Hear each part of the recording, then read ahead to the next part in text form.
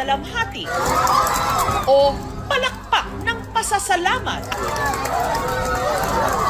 Ang umalingaw-ngaw habang nakatanaw ang mga residente sa ilog na sakop ng Tarlac River Irrigation System.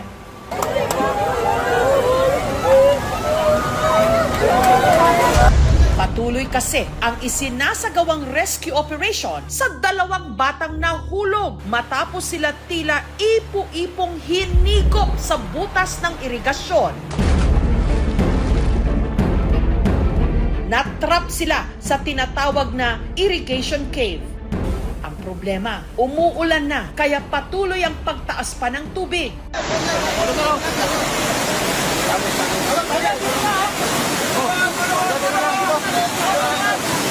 Kaya ang mga rescuer denumero ang bawat kilos. Hindi po stable kasi yung tali, kaya ang naisip po namin yung ladder para mas stable po yung patungan po namin. Buhay pa bang maiaangat ang mga binatilyo?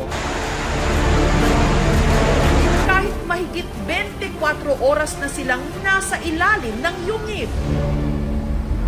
Ito ang nasa 3 to 400 meters na haba ng Tarlac River Irrigation System o TRRIS sa Barangay Karangyan. Ginawa ito noon pang dekada 60 para suplayan ng tubig ang silangang bahagi ng Tarlac City.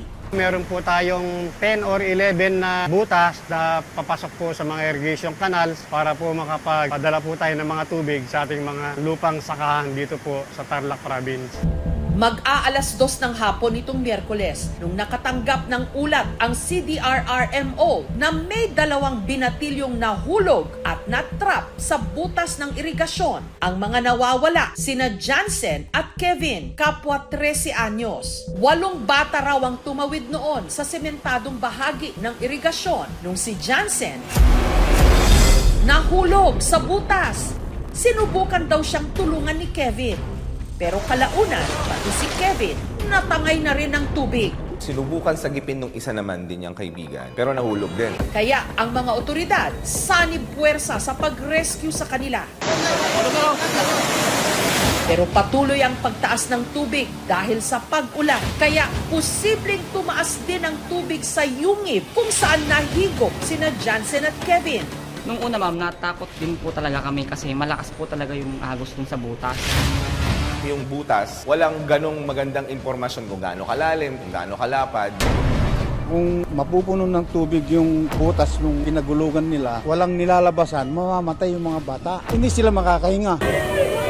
Ang balita tungkol kina Jansen at Kevin nakarating sa nanay ni Jansen na si Reinda. Maliligo daw po. Tapos habang naglalakad po siya, hindi po nila alam na may butas doon. Kasama ang nanay ni Kevin na si Cynthia, agad silang nagpunta sa tabing ilog para magbantay sa rescue operation. Sobrang bigat sa dibdib. Makita mo yung tubig, ganun kalakas, tapos alam mo nandun yung anak mo. Ang rescue operation, inabutan na ng dilim, pero ang mga binatilyo, hindi pa rin mailabas-labas. Yung mga tao doon, sabi nila, may ikot daw yung tubig doon sa may pinagbagsakan nila.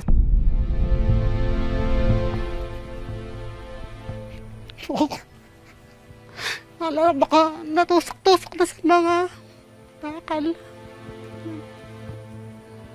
Maghapon, puro iyak ako. Sana buhay pa. Kaya halos mag-iyakan lahat nung nandun eh. Dahil nga, ang slim nung chance talaga na merong pocket na nakakahinga yung mga bata. Kinaumagahan, nagbayanihan na ang mga rescuer para gumawa ng sandbags. Ito raw ang gagamitin nila para palibutan ang butas. Nang sa ganon, hindi ito pasukin ng tubig.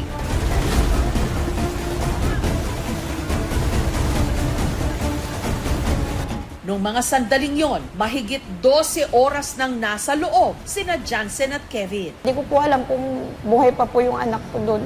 Kasi po doon po sa agos na yun talagang hindi na po siya mabubuhay doon. Hindi talaga ako makakain, hindi ako makatulog. Nakatingin lang kami doon sa tubig.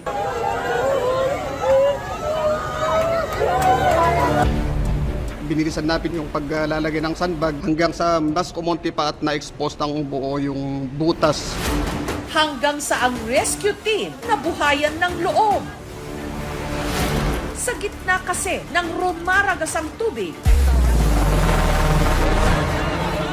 may isang kamay na lumabas.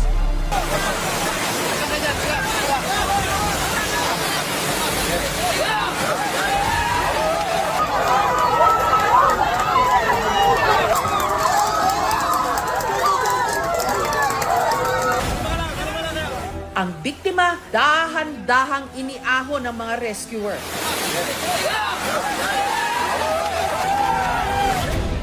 Si Kevin na nung sandaling yon, nanghihina na.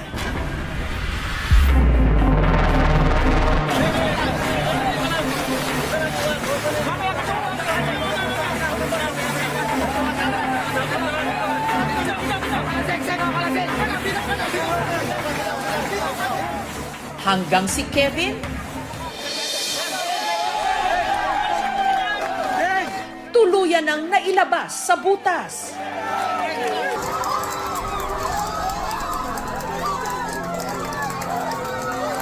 Nung inangat na siya, alam namin si Kevin na yun eh. Puro yakapan na kami. Sisigaw na talaga kami na thank you Lord.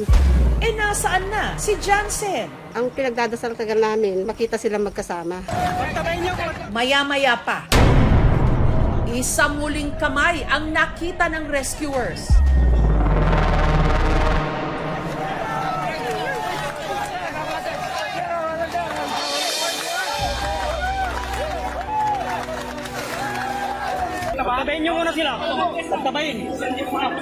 Talon po kami ng talon ng mag-asawa, nagyakapan. Gusto namin agad siyang makita.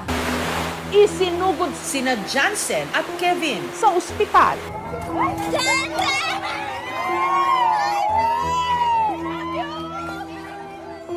Niyakap ko yung anak ko. Sabi niya, sorry, mama. Sabi niya, okay lang. Sabi ko, ang importante, nandito ka na.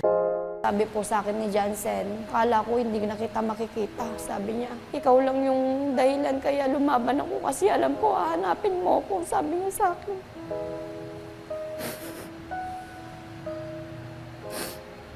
Sina Jansen at Kevin, pareho ngayong nagpapalakas pa sa ospital. Wala pa pong findings yung doctor, pero okay naman po sila, nakakakain na po. Meron lang po konting trauma kasi po kapag tulog siya, gigising po siya na parang naghahanap po siya ng pwede niyang hawakan. Sabi naman ng doktor, nakita na naman daw yung MRI tsaka yung mga x-ray nila, okay naman. Lumalangoy daw siya sa loob. Kaso hindi daw niya kaya kasi merong part na malalim talaga. Parang kuweba daw sa loob. Hindi daw kasi niya makita, sobrang dilim. Meron daw parang breather na maliit lang. Saktong pag naupo daw sila pero nakayuko. Dun sa pinagupuan daw nila, ang tubig is hanggang bewang. Sa tuwing nakakaramdam daw sila ng ginaw, magyayakap daw sila, nakakuha sila ng tali. Kasi may hinila silang lubid eh. Yun na pala yung mga rescue kasi na-sandbag na nila yung area. Utang daw nila ang kanilang buhay sa mga nagkapit-bisig para sila'y sagipin.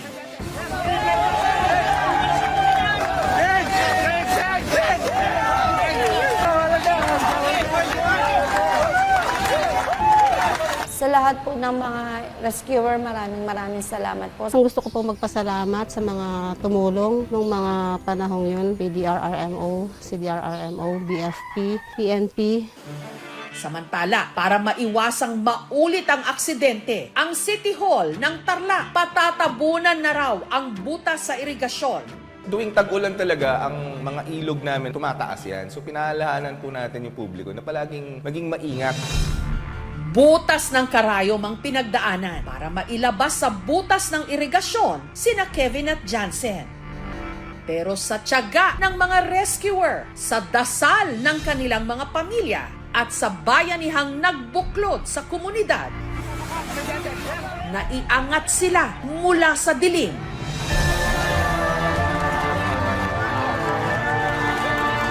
Patunay na gaano man kalalim ang pagkakalubog, may pag-asa pa rin makaahon.